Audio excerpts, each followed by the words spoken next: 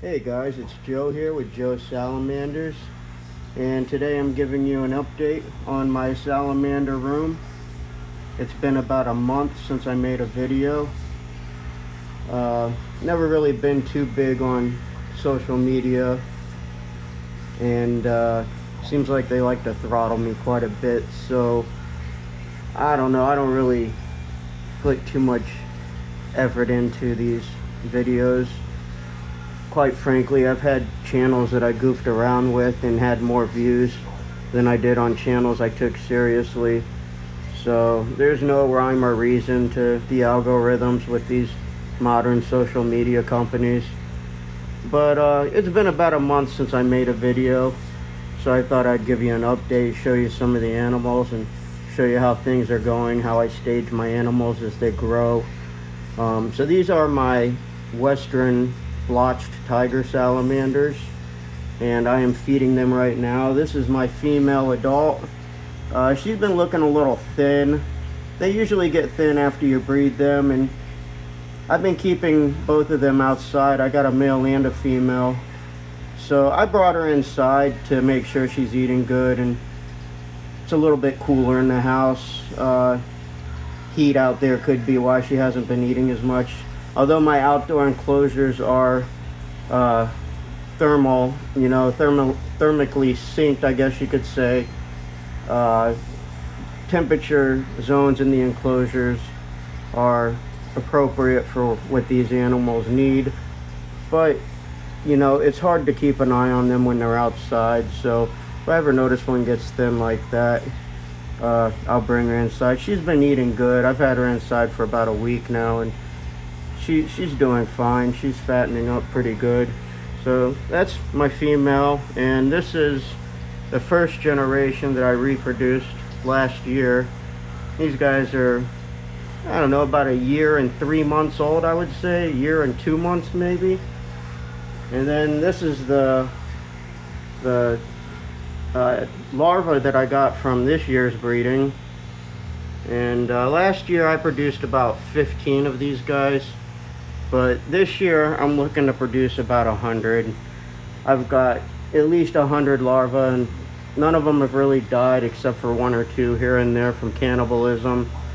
But I haven't had any problems with diseases or sickness or fungal infections or any kind of stress-related illnesses like that. So the salamander room's filled up quite a bit since the last video I made. These guys are growing pretty fast. I'll zoom out a little bit here to give you a better view. I ran out of space, so I just stacked this tub on top of these other ones, and it works. I did have a couple tubs out in the hallway there, but my newts started to get a little sick. Like, I lost a couple newts a few weeks ago. I lost like 2 or 3 rib newts, and I don't know what was wrong with them. The temperatures were a little on the warm side, but they weren't warm enough to really stress them. Maybe they were overcrowded, and with the warmer temperatures in that part of the house, it was enough to do it. But I moved them into this room that stays a lot cooler, and they're doing a lot better now. I got them in that 55-gallon tank in the back there on the wall. But anyway, I'll show you what I got going on here and how much bigger these guys are since the last video I made. I'll start off with the axolotls. I still got about probably 50, 60 axolotls. I've sold a few, but I only do shows about once a month, so I still got quite a few of these guys. They're getting pretty big. And I've got 6 tubs with axolotls, and there's about 7 in each tub, and I have them separated by size. So I've also got 6 tubs for tiger salamanders.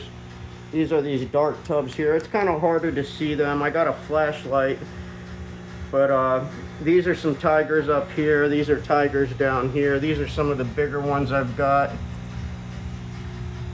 Water's a little cloudy from the turtle pellets, but they're doing fine. I do water changes every day, and none of the water's fouled. Actually, the turtle pellets are kind of my go-to when get this big because they're so much cheaper than earthworms and bloodworms and a lot of the other food. Plus the turtle pellets can be stored dry.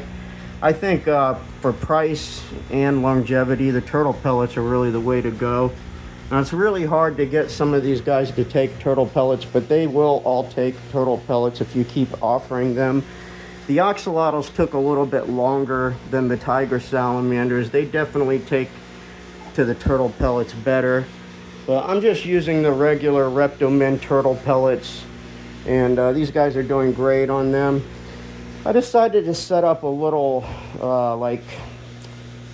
quarantine medic area over here for any animals that need to be separated or get sick. I got a rib newt here that was getting picked at a little bit.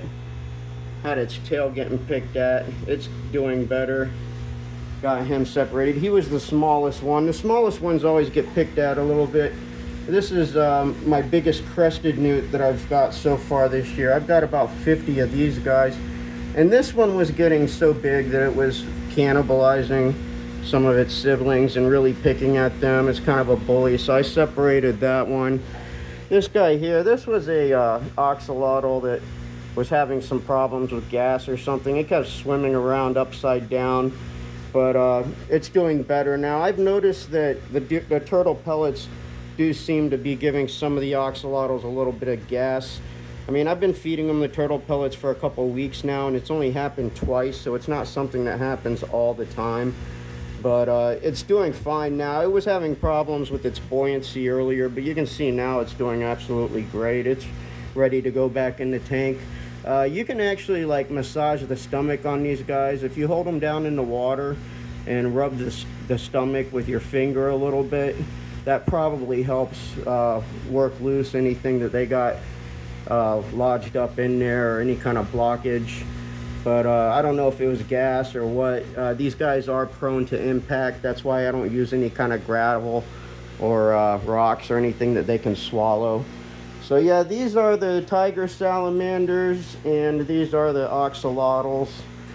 And this is my medic station. Over here I've got rib newts. I've got about 20 of these guys in here.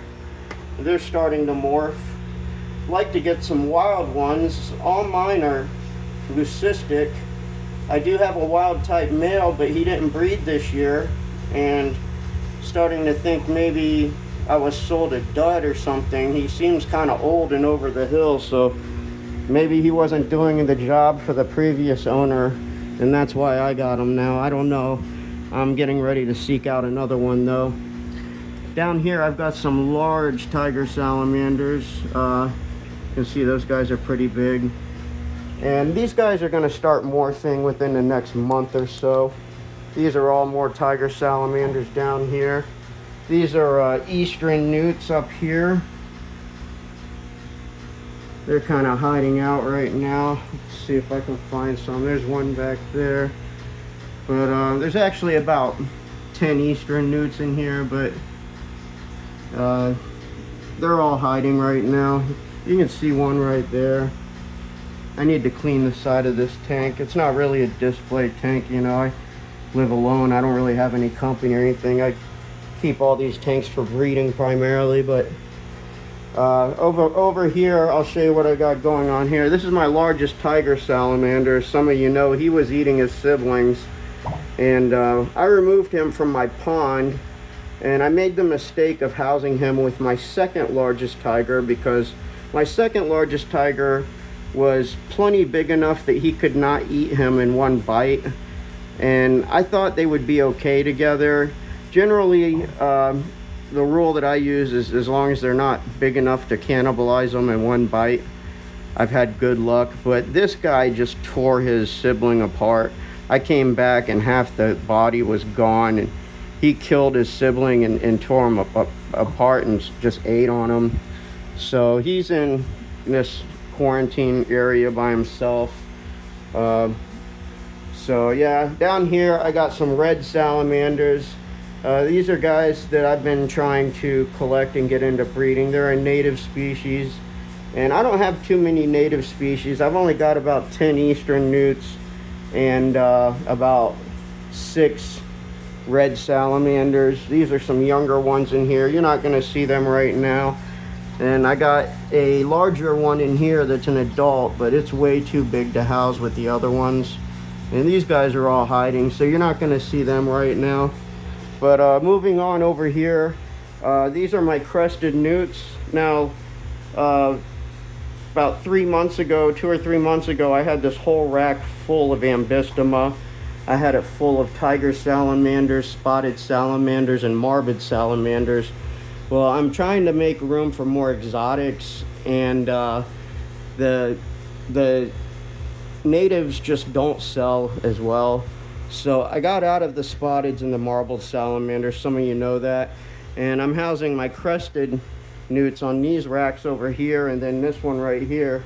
And these are some of the larger crested newts that I got this year so far.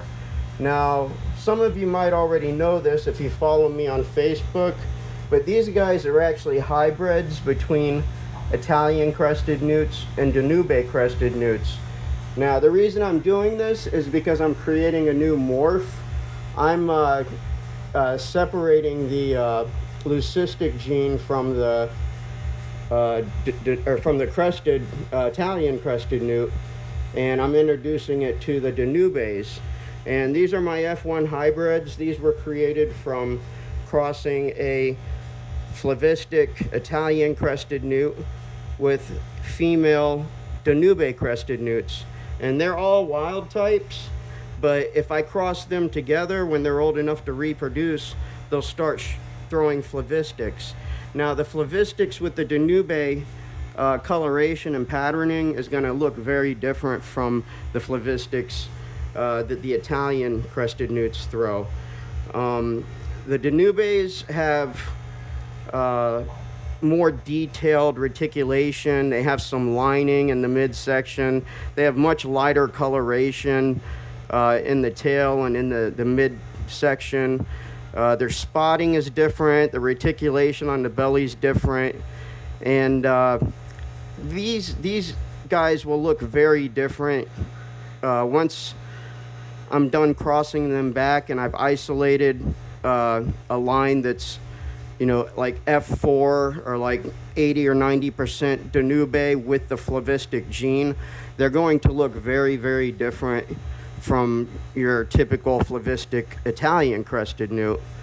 And I'm not really selling too many of these hybrids, but if I do, I will let the buyers know. I'm not trying to pass off any animals on people without letting them know. You know, I operate with transparency because a lot of people don't really feel too comfortable with hybrids or understand the science, the motive. It's a very subjective, opinionated topic. But if you have any questions, feel free to drop a question wherever you see this. I'm going to be posting this on YouTube, but I'll probably share it to Facebook too. So these are my crested newts. Like I said, I've got about 50 of these guys. This whole rack here is full of them, and they're still eating Daphnia, some of them. So the larger ones are eating bloodworms. But to give you an example, these are some of the smaller ones up here, and they're eating Daphnia still. And Daphnia is actually blooming really good right now.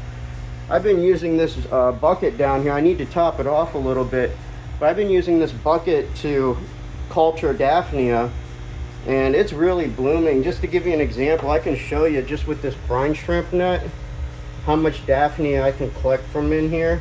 And this is how I feed my babies. This is the best food, honestly. So check this out. You're gonna see a lot of Daphnia. But that's what they eat.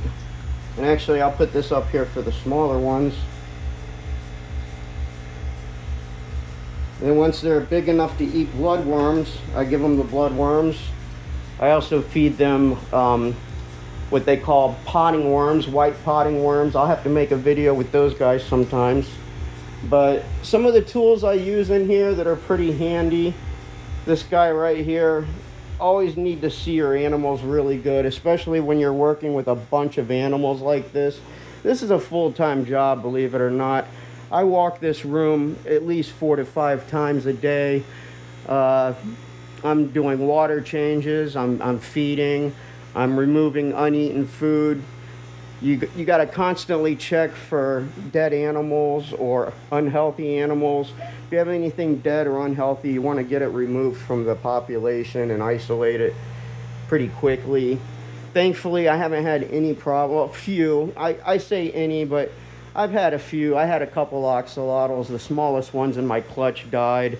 I had a couple rib newts that got sick and died. And I had some of the crested newts were picking at each other. They've been cannibalizing each other, but that's just kind of normal stuff. The crested newts seem to be pickers. Like, they're really aggressive compared to some of the other species. I think the crested newts are some of the most aggressive offspring that I've worked with.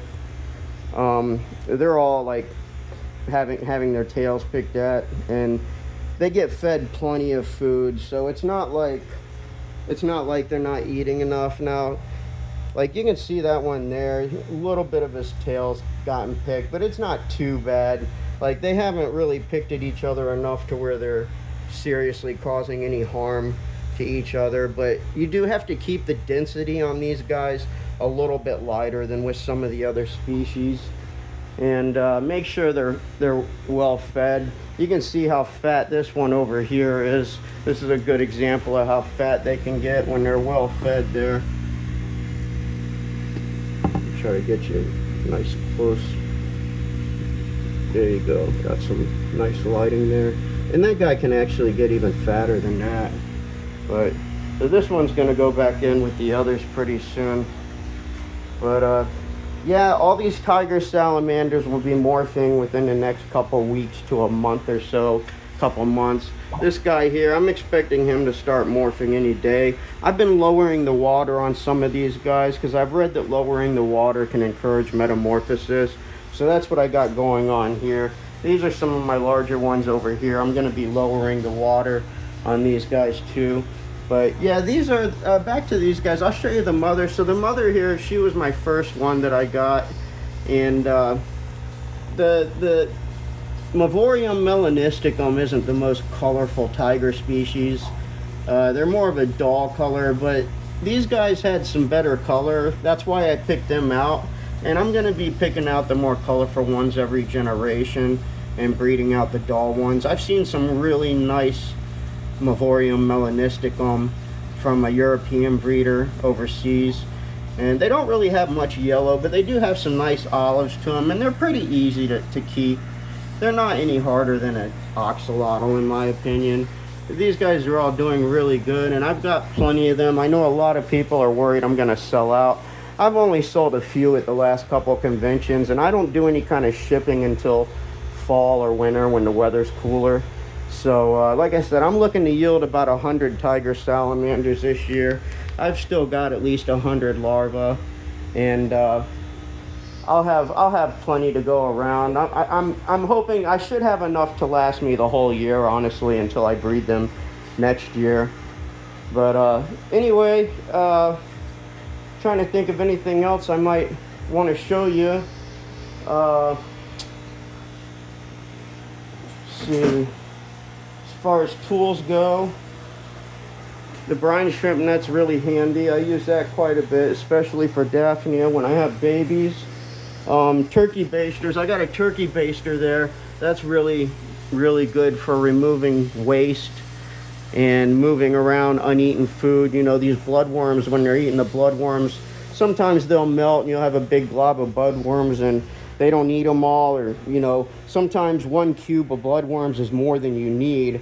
So if you drop 1 cube in a tank and then, you know, they melt, you can use the turkey baster to move the bloodworms around. Here's one of these eastern newts I was telling you about. They're a native species.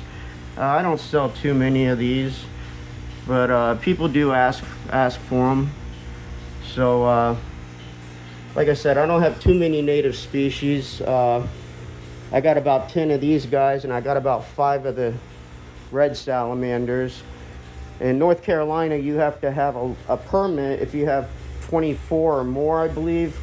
but I'm nowhere near that. I usually keep that permit because I live in North Carolina and I work with these guys, but I'm not doing any shows right now. I don't have any shows for another month, and I don't have more than 24 or 25 natives. I've only got about 15 right now. So I will be renewing that soon, but you know, that's just something you got to renew every year. I haven't renewed it yet this year, but I'll be renewing it soon. I just, you know, I got to remember. Got bad memories sometimes, but anyway, these guys are all doing good and they're growing big, and hopefully I'll see you at a show.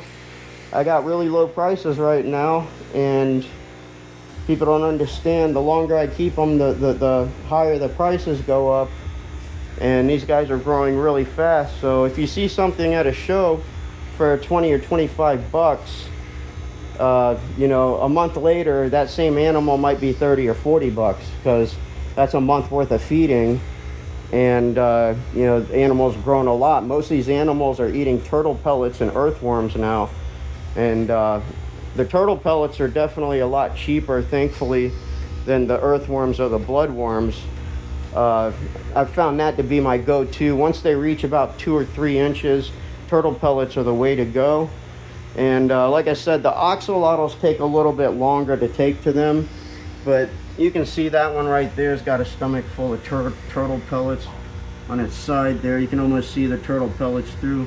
But yeah, these guys, they took a little bit longer, but I'd say maybe after 2 weeks, they got to where they're eating the turtle pellets just as well as the axolotl, or the tiger salamanders. So anyway, give me a subscription, subscribe to my channel, and like my videos.